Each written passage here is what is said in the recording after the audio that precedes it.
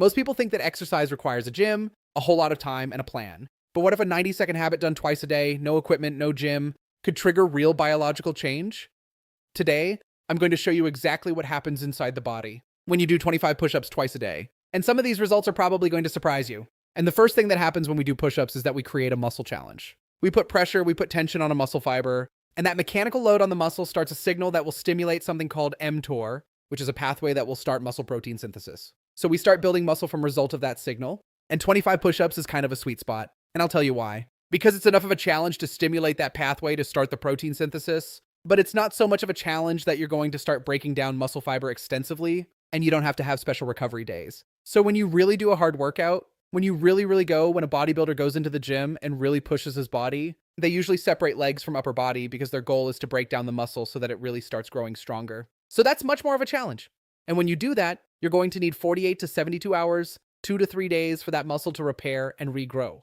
But the beauty here is that it's hard enough to provide a challenge, but not enough that you need recovery day. So you can do this twice a day and you can keep doing it. And the signal that you generate is enough to last about 24 to 48 hours. The process you initiate, it kind of stays active for that duration. And therefore, if you do these things twice a day, then you're going to keep that anabolic window, that muscle growing window open continuously. And even though a push-up is a fairly simple, straightforward exercise, you just lay down and start pushing. You don't need equipment, you just need your body. It's still quite complex and it activates a lot of different muscles and muscle groups. So first of all, the active muscles are pectoralis major, your big chest muscle, the triceps, the back of the arm, and the anterior deltoid, the front of the shoulder. So those are the primary movers, but then there's a lot of contributing muscles and stabilizers. So you also have the serratus anterior and the pectoralis minor. You will engage all of your abdominal muscles, the rectus, the obliques, internal, external, and you will also activate your back muscles, the erector spinae, the extensor muscles for your back. You'll activate your hip, the glute maximus on the back of your hip, and the iliopsoas, the hip flexors on the front. And furthermore, in the upper back and shoulders, you activate something called rhomboids,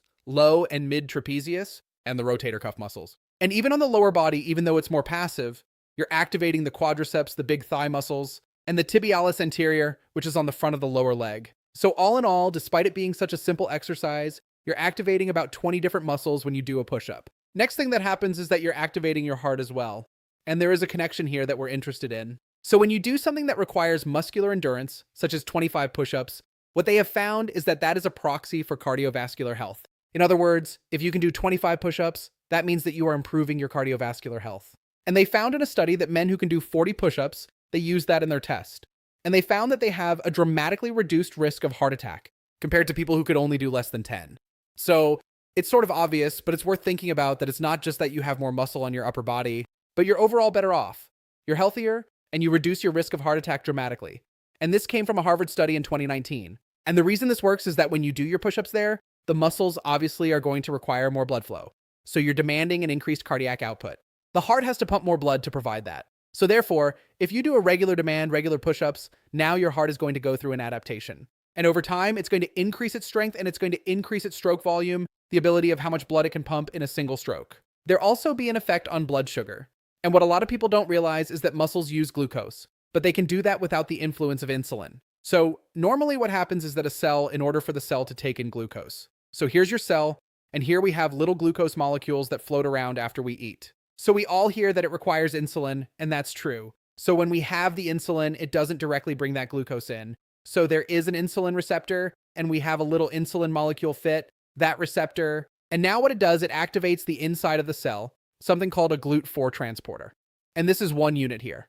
And when the insulin attaches, now this transporter travels to the surface of the cell, and it binds, it morphs with the cell surface, and now these glucose molecules can attach and be transported in, and this is called a GLUT4 transporter. But here's the key to understand that at rest, insulin is the only thing that can activate that GLUT4 transporter.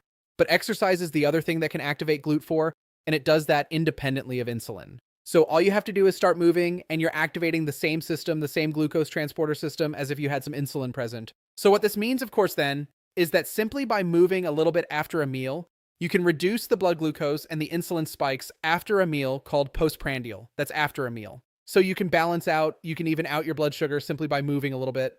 So now you may be wondering what that you've heard growing up, that, well, you shouldn't exercise after a meal because the digestion and the exercise will compete for the blood. So after a meal, it is true that you do need additional blood, and your body will provide that for your gut for digestion. So there's more blood sent to the intestines. However, the cardiac output is not fixed.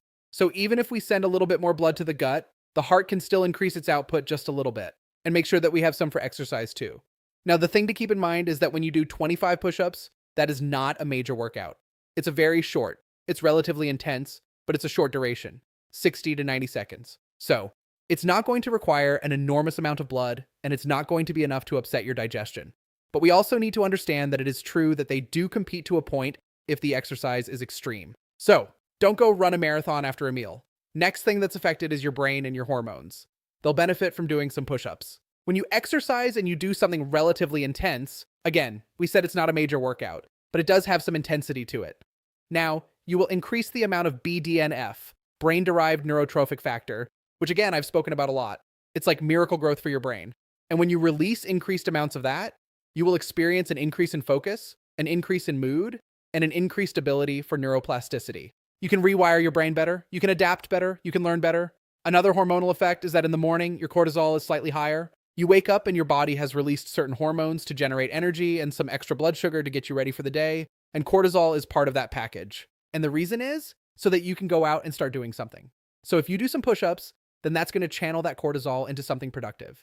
It's going to use it for its intended purpose. Whereas if we make cortisol extra and we just sit around now, that cortisol just becomes chronic stress and belly fat. So a good time to do your push-ups is also right away in the morning, or you can also do them in the evening. So if you do the evening set, then you don't want to do it too late. You want to give your body a chance to settle down after that. And now what it does, it also boosts your testosterone and your human growth hormone a little bit, in addition to the BDNF. And it helps you get ready for sleep better. So we want to understand that it's not just exercise. If you do some push-ups, you do get the exercise, but you're also giving yourself a brain boost twice a day. And if you pay attention, you will notice that you will indeed experience these things. You will feel a little bit brighter, a little more alive, better focus and mood. So once you start this and give it a try, which I strongly suggest, I would say do it for 90 days because it takes several weeks to create a habit. But if you do it even a little bit longer than that, now that's an ingrained habit, and you'll also start noticing some benefit that feels so good that you don't want to stop. And so week 1 and 2, right in the beginning, after just a few days, you will get significantly stronger. You will notice you have improved strength. However, all that's happening so far is that you're improving the precision and the timing between the brain signal and the muscles. You're just timing it and working it better and more effectively. But it's still going to be a while before there is any real muscle growth. You're not going to have any growing muscle fibers yet. The next couple of weeks, 3 and 4, you will experience further increases in muscle strength. It will seem like you're getting stronger, which you are, but there's still no real muscle growth. And in addition to the timing, you're also improving the muscle fiber recruitment.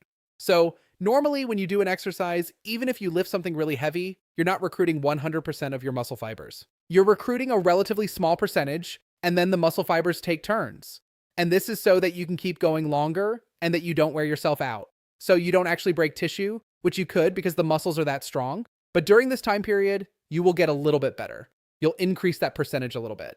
And then in month 2 is where you start seeing some actual hypertrophy, some actual muscle growth. And the muscles are getting larger and thicker, but it's on such a small scale that you probably won't see it yet. There will also be a noticeably improved cardiovascular efficiency.